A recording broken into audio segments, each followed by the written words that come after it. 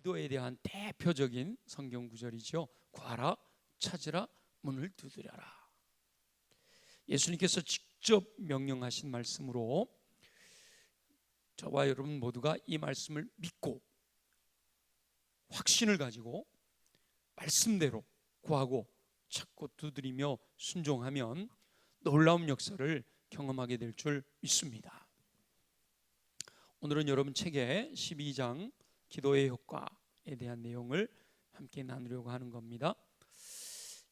기도라고 하는 행위, 기도하는 그 삶에는요, 감히 말로 표현할 수 없을 정도로 거룩한 실제의 세계가 있다. 이렇게 이제 서두를 시작하셨어요. 감히 말로 표현할 수 없는 거룩한 실제. 그러니까 기도는 그냥 허공을 치는 헛된 행위가 아니라 구체적인 결과가 나타나는 거룩한 영적인 세계에서 하나님이 역사하시는 놀라운 실제가 있다. 이렇게 말씀하고 있는 거죠. 우리가 기도하면 우리는 여기서 기도하지만 우리가 기도하면 영적인 세계에 하나님께서 우리의 기도를 들으시고 일하신단 말이죠. 우리의 기도를 들으시고 일하시면서 이 우리가 살고 있는 3차원의 세계에 영향력을 미치시는 거죠. 그래서 아무 일도 일어나지 않는 것처럼 보이지만, 기도할 때 아무 일도 일어나지 않는 것처럼 보여지지만, 그러나 우리 눈에 보이지 않는 영적인 세계에서 얼마나 놀라운 일들이 일어나고 있는지 모른다. 거룩한 실제의 세계가 있다라고 말씀하셔요. 어제네요. 6월 6일이니까 후배 중에 좀 실망한 후배가 있어가지고 새벽에 기도하는데 하나님 마음의 감동을 그 친구를 좀 찾아가서 위로해 주라. 그래서 또 순종해서 길이 밀리는데도요, 여주까지 가서 아주 맛있는 거 사주고 그러고 이제 돌아왔는데, 가고 오는 길에 말씀을 들으면서 다니니까 너무 좋더라고요. 근데 지금은 은퇴하셨는데 선한 목자교회 유기성 목사님 사모님이 박리부가라고 하는 분인데, 그분이 새롭게 하소서에 나와서 간증하는 내용을 이제 들으면서 왔어요. 거기 보니까 우리가 지난주에 기도할 때 우리는 여기서 기도하지만, 왕의 신하가 가나에서 예수님께 아들을 고쳐달라고 얘기하지만, 말씀을 드리고 기도하지만, 집에 있는 아들이 그 즉시로 치유되는 은총에 대해서 우리가 나눴잖아요. 그 좋은 예가 없을까. 그런데 마침 목사 그 사모님이 여러 가지 얘기들을 많이 하시는데, 그 목사님이 군목을 하셨는데 100km 행군을 할 때 갑자기 밤에 기도하고 싶더라는 거예요. 근데 그 기도하는 그 시간에 목사님이 그 행군에서 낙오가 돼가지고 이렇게 쓰러져 있었다는 거예요.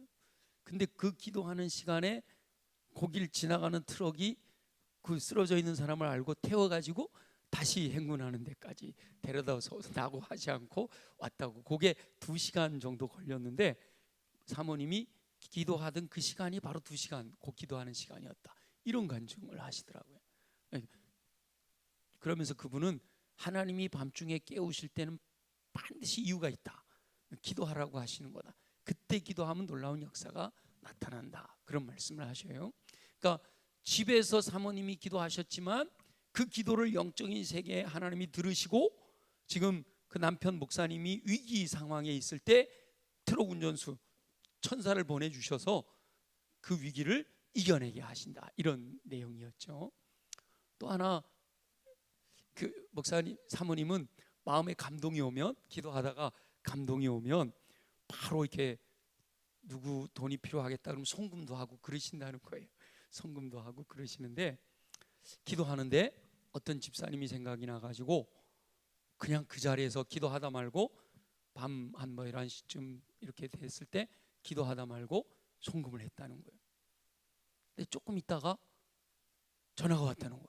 이 기도 송금했다니 깨어 있다는 거잖아요, 그죠? 그러니까 그 집사님이 전화가 왔다는 거예요. 그 집사님이 좀 가난한 가정인데 그 시간에 기도하고 있었다는 거예요. 하나님, 나는 왜 이렇게 가난해요? 나는 왜 이렇게 돈이 없어요? 하나님, 나 돈 좀 주세요. 이렇게 기도하고 있었다는 거예요. 근데 그렇게 기도하는데 뭐 내가 옷 사입고 나를 위해서 기도한 게 아니고 어떤 선교사님이었던 건지 목사님이었던지 기억이 정확하게 안 나는데 어떤 분을 위해서 중보하면서 기도하면서 그분이 너무 힘들고 어려운데 목회자였던 것 같아요. 개척교회 목회자였던 것 같아요.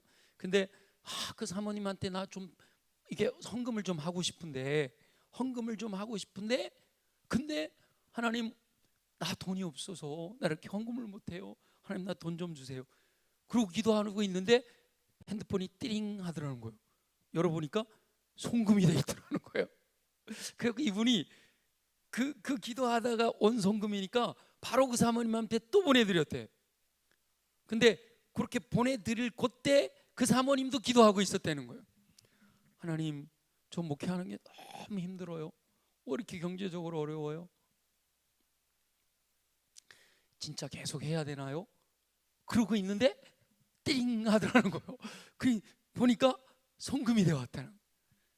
그래서 그분이 사모님의 그 집사님에게 또 연락하고 그 집사님이 또 사모님에게 연락.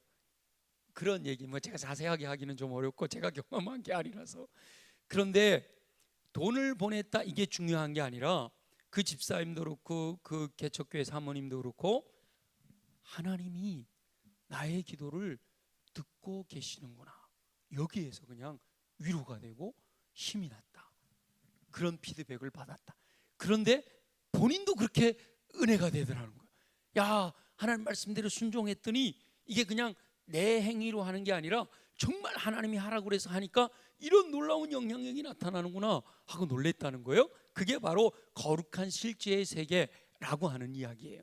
저와 여러분들이 기도하면 그 기도가 그냥 사라지는 게 아니에요. 땅에 떨어지는 게 아니에요. 하나님께서 저와 여러분들이 기도하는 것을 이 영적인 세계, 하나님의 세계에서 다 들으시고 하나님의 계획을 따라 하나님의 섭리를 따라 역사하시는 줄로 믿습니다. 하나님은 응답하시는데요, 우리가 그걸 모르고 있을 수도 있다는 거예요. 그래서 우리가 기도하면 하나님이 어떻게 응답하시는가 잘 살펴봐야 됩니다. 그래서 우리 백영년 목사님이 기도는 하늘에도 닿을 수 있고 어느 곳까지도 나갈 수 있는 능력이 있다. 그러니까 우리가 기도하면 그 기도는 하나님의 보좌를 움직이기도 하고요, 저와 여러분들이 기도하면 내가 직접 저 멀리 있는 우리 자녀들, 저 부모님들, 또 뭐 우리 친구들 누구에게 영향력을 끼칠 수 없지만 내가 여기서 기도하면 영적인 세계에 하나님께서 하나님이 역사하셔서 그 상황들을 변화시켜 주시는 놀라운 일들이 일어나게 되는 줄로 믿습니다. 그러니까 그게 기도의 능력인 거죠. 이렇게 기도가 능력이 있는 것은 바로 하나님의 능력이 나타나기 때문에, 기도가 내 능력이 아닌 거예요. 기도가 기도하는 사람의 능력이 아니에요. 기도하면 하나님께서 그 기도를 들으시고 하나님의 권능으로 역사하시기 때문에 그게 능력이 있는 줄로 믿습니다. 그래서 기도는 축복에 이르는 정도, 여기 지금 한자로 쓰여 있는데 바른 길이고요, 타인에게 복을 베풀 수 있는 최고의 능력이다, 이렇게 표현하고 있는 거죠. 그러니까 기도하면 내 기도가 응답되니까 내가 하나님의 복을 누리는 거죠. 내가 기도하니까 하나님의 기도에 응답해 주셨어요. 그럼 내 삶이 복된 삶이 되는 거죠. 그러니까 기도는 최고의 축복이기도 하고요, 그리고 다른 이들을 위하여 우리가 중보하며 기도함으로 그들로 하여금 나는 뭐 별로 누리는 게 없어도 그가 병이 치유되어 복받게 하시고 가난한 사람들 부하게 하시고 마음이 약한 사람들을 강하게 해주심으로 내가 중보하며 기도함으로 말미암아 내가 중보하는 그가 내가 아니고 타인이 복받게 하는, 복을 받게 해주는 놀라운 효과를 경험할 수가 있다는 거죠. 아멘이죠. 그래서 기도는요 공짜가 없다는 거예요. 기도는 꽝이 없단 말이에요. 기도는 항상 어떻게든지 응답되신다. 아멘이죠. 그러므로 기도는 하나님이 주신 최고의 선물인 줄로 믿습니다. 여러분 오늘 억지로 그냥 이렇게 끌려 나오신 분 있으세요? 혹시 그럴지도 몰라. 그럼에도 불구하고 기도의 자리에 나왔다는 것 자체가 복인 줄로 믿으시기 바랍니다. 기도의 자리에 나왔다는 것 자체가 얼마나 놀라운 축복인지 몰라요. 그래서 기도를 의무감이나 부담 혹은 무거운 짐이라고 여기지 마시고요. 기도는 성도의 특권이고 축복이며 하나님께서 가신 최고의 선물인 줄로 믿으시기를 예수님의 이름으로 축원합니다. 그게 경험되어져야 돼요. 그게 경험되어져야 돼요. 근데 처음부터 그게 쉽지는 않아요. 제가 믿음의 생활을 스포츠하고 많이 계속해서 이렇게 연결을 시키기도 하는데, 여러분 보세요. 수영, 다른 건 뭐 축구 잘 못해도 뛰어다니면 되고 그런데 수영은요 안 배우면 못하잖아요, 그죠? 그러면 처음 수영 배울 때 얼마나 힘든지 몰라요. 물 먹어야 되고 막 이게 안 떠서 말이죠. 근데 그걸 넘어서야 되거든요. 그걸 넘어서서 물 위에 뜨기 시작하면 그 다음부터 물이 이렇게 밖에서 노는 것보다 물속에서 노는 게 더 좋다, 이런 사람들이 있어요. 하루 종일 물속에서 놀아라 그래도 노는 사람들이 있어요. 그런 것처럼 기도도 처음에는 어려워요. 그래서 일단은 기도의 자리에 나오는 게 중요한 거예요. 열심히 기도의 자리에 나오다 보면 조금 배워요. 물론 제대로 훈련을 받으면 너무 좋은데 저는 어디 물속에 내놔도 빠져 죽지는 않아요. 근데 물론 수영을 나중에 성인이 돼서 배우기는 했습니다만은 그 전에도 오리바이, 경포대 오리바이까지 헤엄쳐 건너갈 수 있을 실력이 됐었단 말이에요. 어떻게 가능했을까요? 시골에서 물속에서 놀다가 그 강원도 정선군 인계면 풍정리 거기 그 강이 있단 말이에요. 그 강 속에서 놀다가 텀벙 놀다가 물에 떠가지고 수영을 하게 된 거예요. 그렇게 되는 거예요. 기도도 마찬가지예요. 제대로 착착착착 지금처럼 기도의 원리를 배워가지고 하면 더 빠르지만, 그러지 않아도 기도의 자리에 나와서 하나님께 부르짖어 하나님께 기도하다 보면 기도를 알게 되고, 기도를 알게 되면요 그 다음부터는 기도가 축복이 되는 줄로 믿습니다. 오늘도 기도에 대해서 배우면서 깨달아 순종함으로 하나님께서 기도를 통해 믿는 자에게 허락하기를 원하시는 모든 은총 다 받아 누리는 저와 여러분들이 되시기를 예수님의 이름으로 축원합니다. 기도하면 하나님께서 응답하시는 확실한 효과를 누릴 수가 있습니다. 오늘 기도의 효과잖아요. 근데 효과라는 표현이 적당할 수도 있는데 제가 보기에는 은혜라고 표현해도 될 것 같아요. 기도하면 하나님께서 응답하시는 확실한 은혜를 누릴 수가 있게 됩니다. 왜냐? 기도하면 하나님께서 응답하시기 때문이에요. 기도하면 하나님이 반드시 응답해 주실 줄 믿습니다. 하나님께서 기도하면 반드시 응답해 주시는 확신을 가질 수 있는 세 가지 성경적 근거가 있다. 오늘 본문에서 찾아볼 수 있다 그랬잖아요. 첫째는 기도의 응답에 대해 하나님께서 먼저 약속하셨다는 거예요. 마태복음 7장 7절 반복해 볼까요? 7장 7절 시작. 구하라 그러면 너희에게 주실 것이요, 찾으라 그러면 찾아낼 것이요, 문을 두드리라 그리하면 너희에게 열릴 것이니라. 아멘.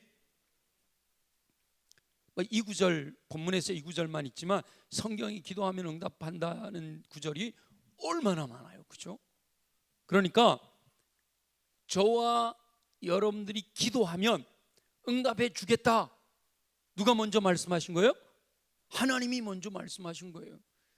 내가 생각에 내가 기도하면 하나님 응답하시겠지, 이게 먼저가 아니고 하나님께서 저와 여러분들에게 기도해라, 내가 응답하겠다 하고 약속하셨단 말이죠. 그러니까 신실하신 하나님께서 약속하신 것이기 때문에 기도하면 응답을 확신해도 좋은 줄로 믿습니다. 그러니까 기도하면 하나님의 약속, 신실하신 약속이 있기 때문에 반드시 응답하실 거라는 거죠. 두 번째는 그 응답하시는 하나님은 전능하신 능력이 있는 분이기 때문에 우리가 기도하면 응답하신다라는 확신을 가져도 좋다는 거예요. 하나님은 우주 만물을 다스리시는 분이세요. 무엇을 구하여도 들어주실 수 있는 능력 있는 분이란 말이죠. 부모가 아무리 자녀를 사랑하더라도 능력이 없으면 자녀의 부탁을 전부 들어줄 수는 없잖아요. 참 그게 부모가 좀 능력이 있으면 좋겠는데, 저희가 어렸을 때 돈 좀 주세요, 뭐 했는데 필요해요, 이것저것 해야 됩니다. 그러면 저희 어머님이 항상 그러셨어요. 내가 이병철이 딸이냐? 그러셨어요. 돈 없다 이거죠. 재벌의 딸이 아니라서 돈 없다 그러시는데, 그게 지금도 생각이 나요. 근데 저도 가만히 생각해 보니까 아이들 클 때 마음 같아서는 뭐든지 다 해주고 싶은데, 부모가 아무리 자녀를 사랑해도요, 능력이 없으면 들어줄 수 없잖아요. 그러나 우리의 아버지 하나님은 전능하시기 때문에 저와 여러분이 무엇이든지 구하면 응답해 주실 줄로 믿습니다. 하나님이 보시기에 이건 아니다라고 하니까 안 주시는 거지, 하나님이 우리 부모님처럼 능력이 없어서 못 해주시는 분이 아니란 말이죠. 그러니까 우리가 하나님 마음에 들게 구하기만 하면 하나님은 반드시 응답해 주실 줄로 믿습니다. 전능하신 하나님이시기 때문에 기도하면 응답하신다라는 것을 확신할 수 있다는 거예요. 세 번째는 하나님은 자녀를 사랑하시기 때문에, 하나님은 사랑하시기 때문에 우리가 구할 때 주실 것이다 라고 확신할 수가 있단 말이죠. 7장 11절 같이 한번 읽어볼까요? 시작. 너희가 악한 자라도 좋은 것으로 자식에게 줄 줄 알거든 하물며 하늘에 계신 너희 아버지께서 구하는 자에게 좋은 것으로 주시지 않겠느냐. 아멘. 사랑하면요 다 줄 수 있잖아요. 사랑하면 생명도 줄 수 있잖아요. 제가 이번에 총회에 갔다가 동기 목사님을 만났는데요.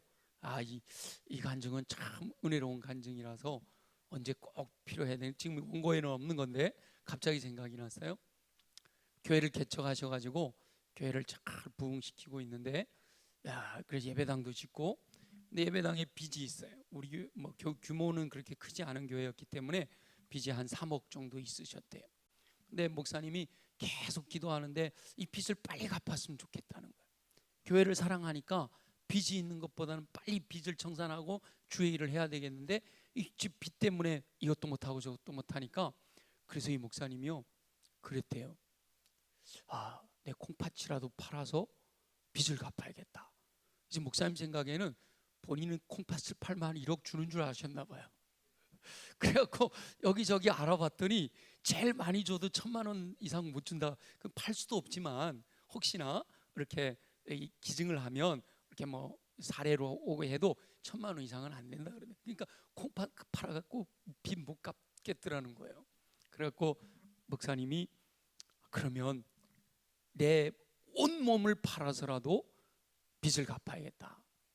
그러니까 그렇다고 장기를 온몸을 누가 사거나 그러지는 않잖아요.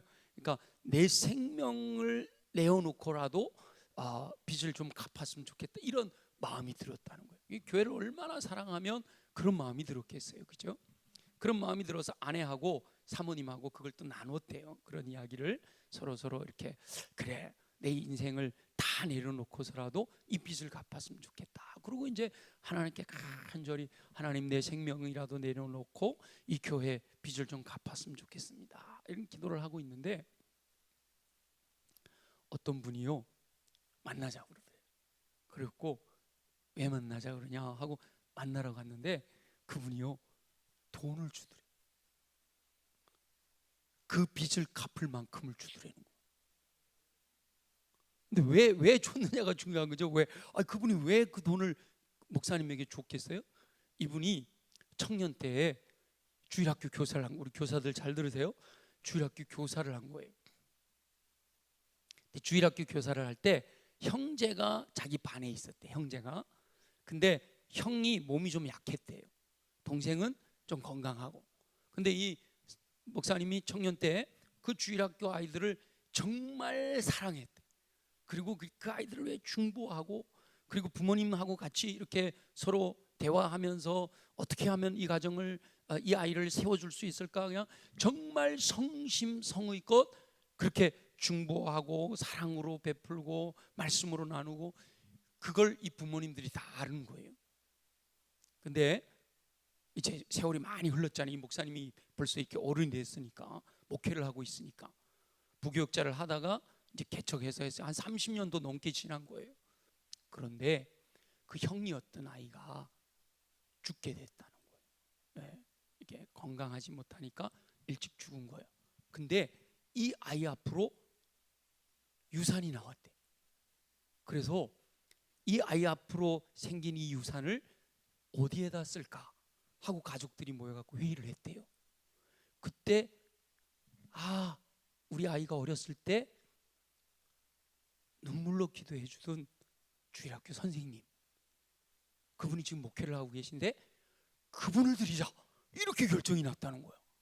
그래갖고 이분들이 그 목사님에게 와가지고 이거 목사님 드리려고 그런다고 그런 거예요.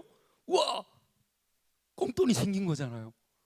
근데 목사님이 이거 기도응답이로구나. 그래서 그분한테 그랬대요. 그 돈 내가 우리 교회 빚 갚는 데 써도 되냐. 그랬더니 그분들이 처음에는 안 된다고 그러더래요.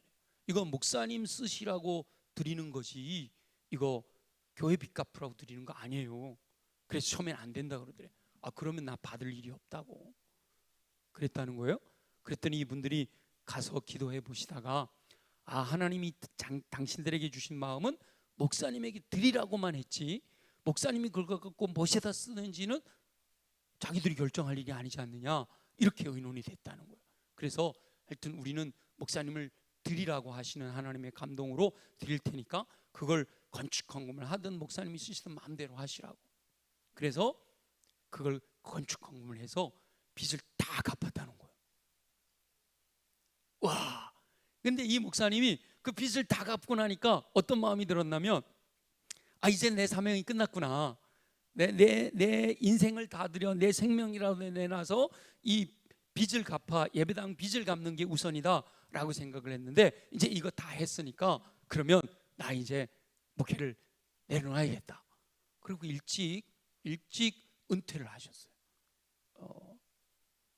아직 이제 올해 65세가 되셨나? 근데 한 4, 5년 전에 은퇴를 하셨으니까 일찍 은퇴를 하신 거예요. 다 내려놓고 나는 이제 하나님께 다 드린 거니까 내 생명까지 드린 거니까 다 내려놓고 그리고 이제 은퇴를 하셨단 말이에요. 그랬더니 교회에서 말렸죠. 그러지 말라고. 근데 하나님의 뜻이다. 그래가지고 딱 다 내려놓고 나 이제 교회 내려놓고 빚 갚았으니까 다른 분이 오셔가지고 교회를 잘 성장시켰으면 좋겠다 하고 다 내려놓고 나왔다는 거예요. 근데 그 교회에서 그러면 이 목사님 은퇴하시니까 어떻게 하면 좋을까? 이렇게 빚 갚는 것까지 전 재산을 다 내놓고 이렇게 하셨는데, 그래서 그 교회에서 결정하기를 목사님이 사시던 사택을, 교회 이름으로 되어 있는 거지만 목사님이 사시던 사택을 그냥 목사님 드리자, 이렇게 됐다는 거예요.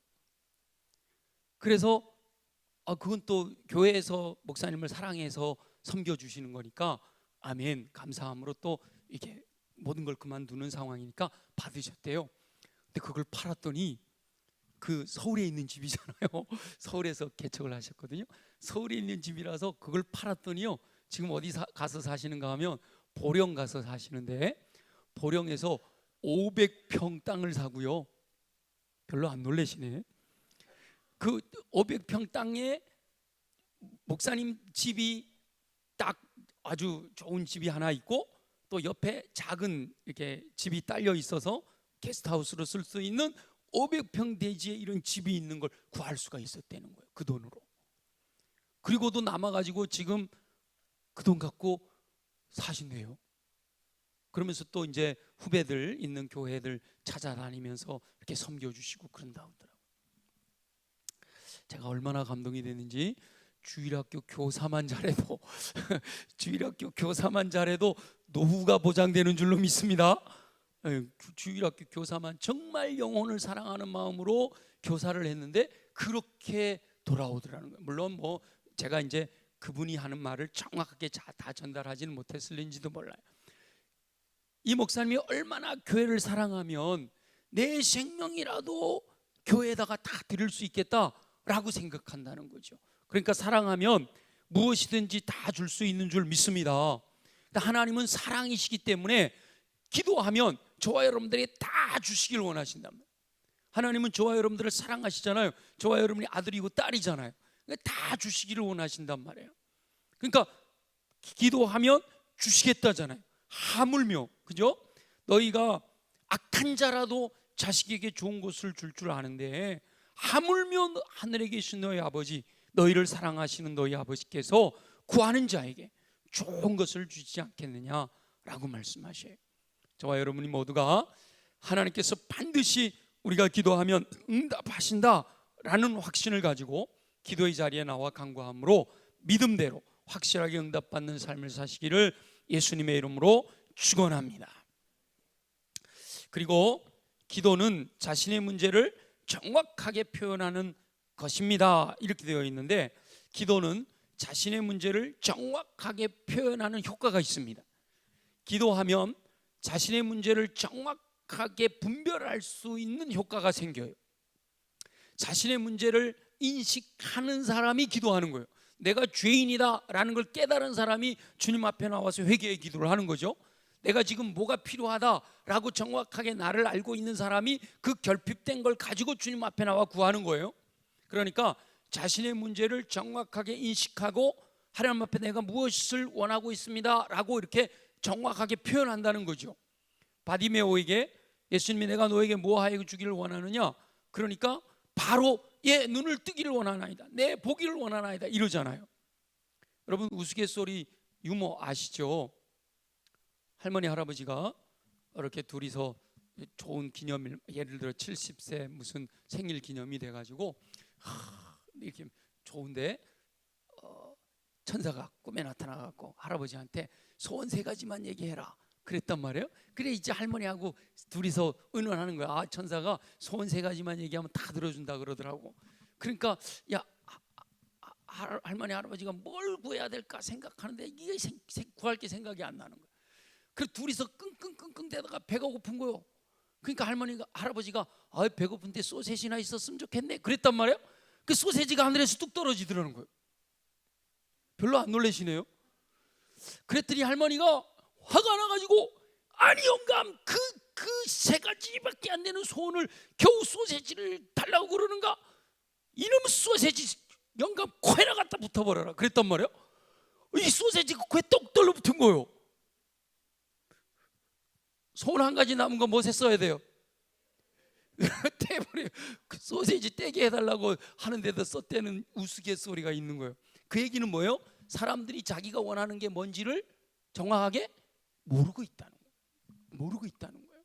많은 사람들이 기도하지 않는 이유가 모든 게 다 갖춰 있기 때문에 기도하지 않는 게 아니에요. 성령 충만해서 성령 충만하게 해달라고 기도해야 되는데 왜 안 하느냐?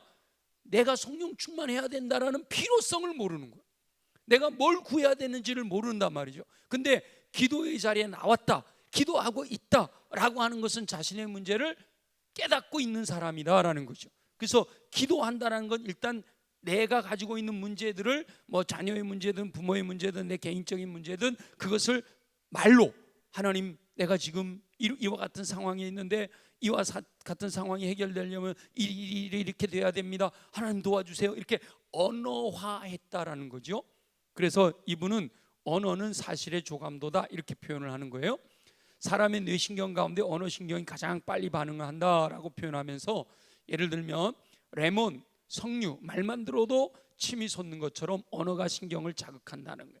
그래서 기도한다는 것 자체가 하나님이 응답하시는 놀라운 능력도 있지만 내가 기도의 자리에 나와서 내 문제를 가지고 언어로 이렇게 표현을 할 때 그것만 해도 벌써 해결 능력이 높아진다라고 하는 것을 말씀하고 있는 거예요.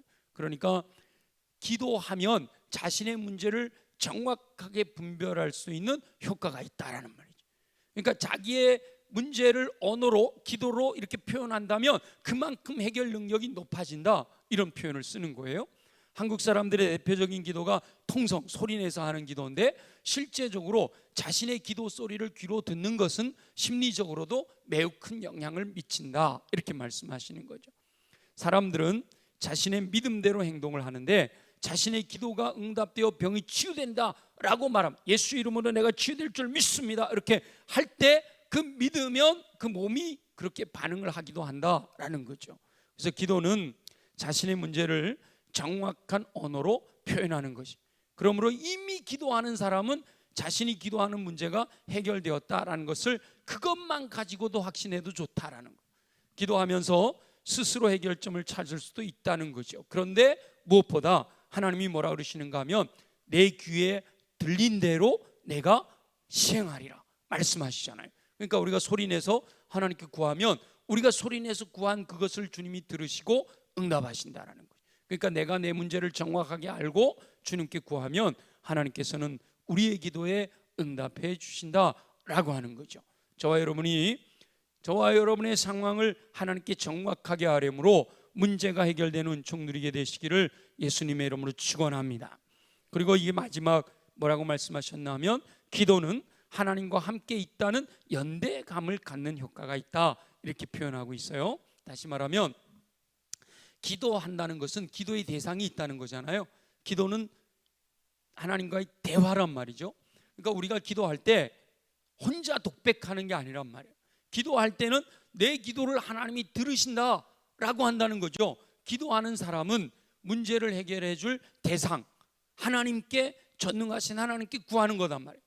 누군가와 함께 문제를 나누고 있다라는 연대감, 하나님이 나와 내 기도의 자리에 함께 하셔서 나의 기도를 들어주고 계시다라고 하는 이 연대감이 생긴다는 거예요. 기도하는 사람은 하나님이 내 옆에 와서 내 기도를 듣고 계시는구나 라고 하는 연대감이 생긴다라는 거죠.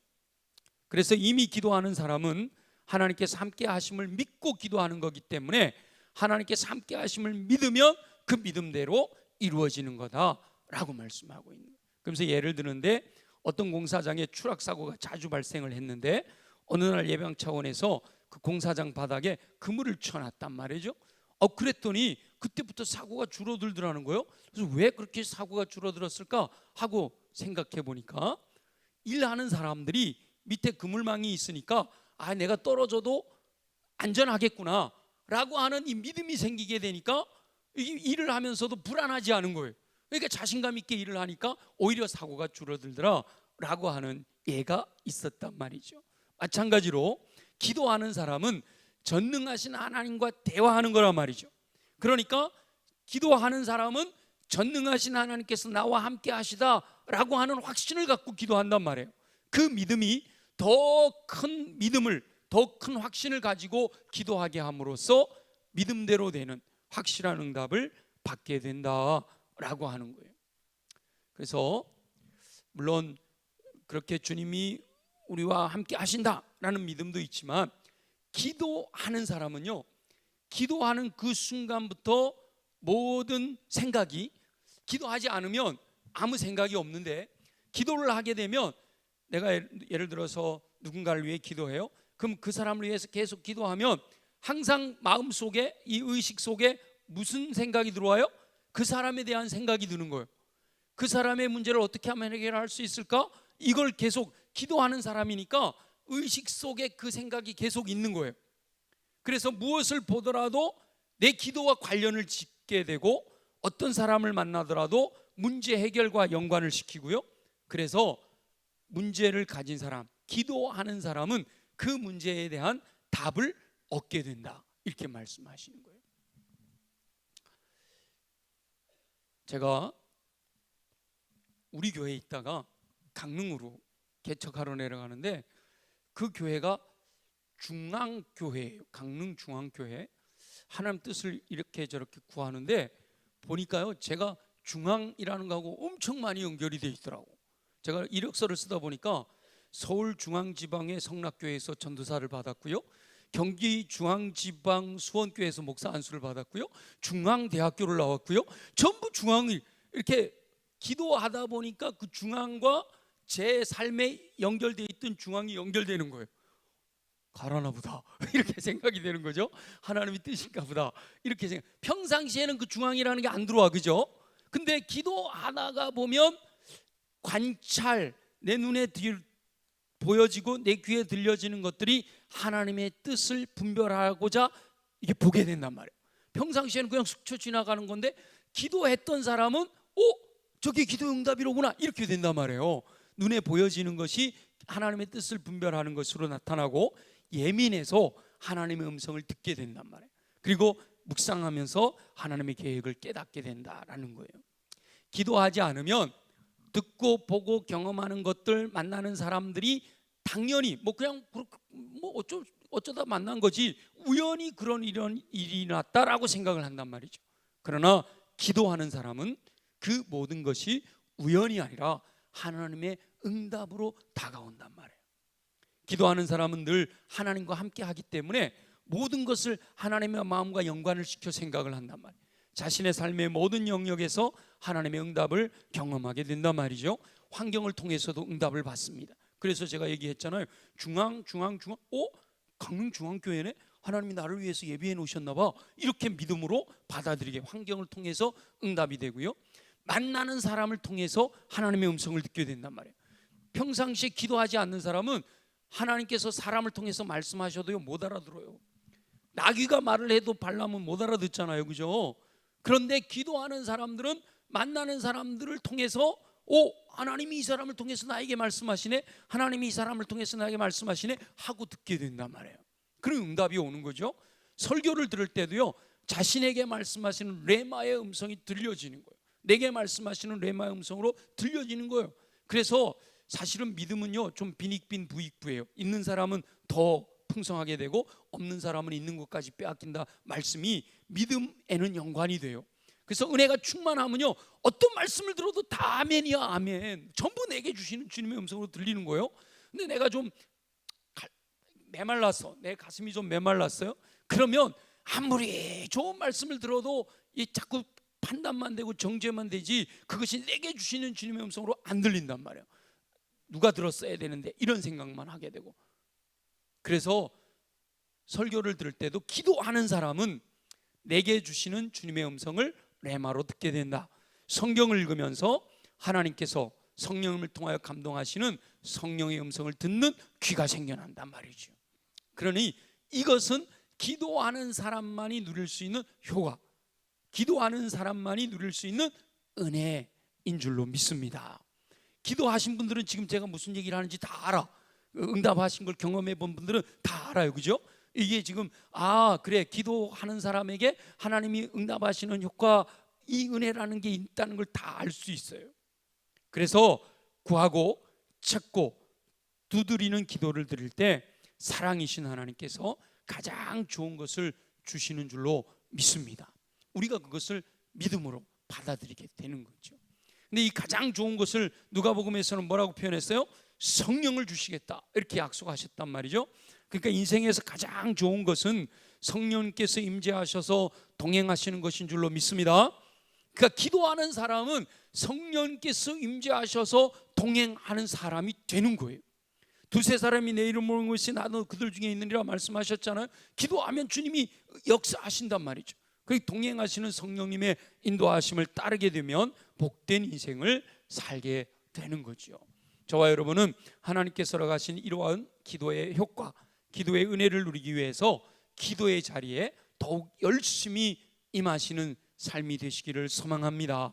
그래서 기도의 자리에 더 열심히 나와서 구하고 찾고 두드리라 라고 명령하시는 이 말씀에 순종함으로 하나님께서 약속하신 기도의 효과, 기도의 은혜 마음껏 풍성히 누리는 저와 여러분들이 되시기를 예수님의 이름으로 축원합니다. 우리 시간 함께 찬양하면서 오늘 말씀을 기억하고 기도하면 이런 은혜가 있다는데, 기도하면 이런 효과가 나타난다는데, 하나님 말씀하신 것들이 구체적으로 내 삶에서도 나타나게 하여 주옵소서. 우리 함께 기도할 텐데요, 제가 찬양을 선택한 것이 원하고 바라고 기도합니다. 이 찬양을 선택을 했어요. 이 원하고 바라고 기도합니다가 구하고 찾고 두드립니다, 이 말에 연결시켜서, 그래서 하나님의 꿈이 나의 비전이 되고 예수님의 성품이 나의 인격이 되고 성령님의 권능이 나의 능력이 되기를 구하고 찾고 두드립니다, 원하고 바라고 기도합니다. 이런 마음으로 우리 함께 찬양을 드리고 오늘 말씀을 기억하면서 하나님께서 반드시 응답하신 전능하신 하나님이, 사랑이신 하나님이, 약속하신 신실하신 하나님이 응답하신다라는 사실을 기도하는 사람만이 그 응답을 분별할 수 있다라고 하는 걸 깨닫고요, 우리가 더 기도의 자리에 나오고 이미 나온 이 자리에서 우리 하나님께 부르짖어 기도함으로 저와 여러분이 기도하는 모든 기도가 응답되는 은혜에 임하시기를 간절히 소망합니다.